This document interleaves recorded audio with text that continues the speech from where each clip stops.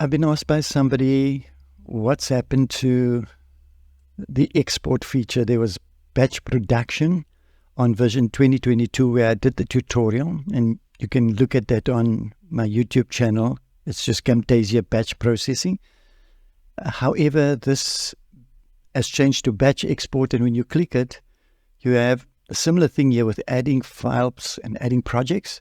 If you go there, I'll just go and add one of them, and we pull that in, double click that.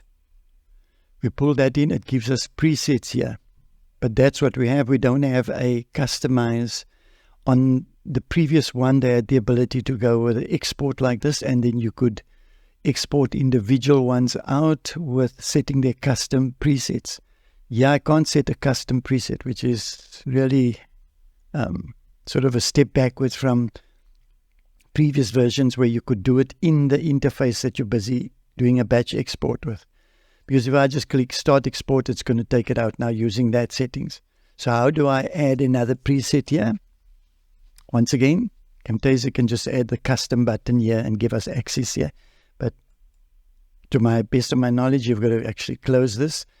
And you can't even go to export here, which makes sense, of course, because you don't have anything to export. So to create a preset, you've got to go in. I'm going to add this to a timeline here. And once you have something on the timeline, we go to export, local file, and usually this advanced setting is collapsed like this. You'll get to the setting to have access to these export types, etc., etc. We're familiar with this. But this is where it is. You've got to go to advanced settings, and there we have our presets. So you've got to put some media on the line, come here, create a preset, then go back to batch processing. Well, batch processing you could probably just access on this export menu still here. But you've got to come here, click, change the format or, the dimensions, or choose your custom, encoding the same, do your settings as per normal, as it would be if you're just exporting one file. When you're done there, let's just maybe go in here. I'm going to change this, say, to 1:1 square. Once I make a single change here, then the add button becomes accessible. So then I'm going to add there, but before I'm going to just do it as an example. Let me just go there and call that MP55. Okay. And then I can close this down, and again, I can go access the batch processing here, or even if I go in here and say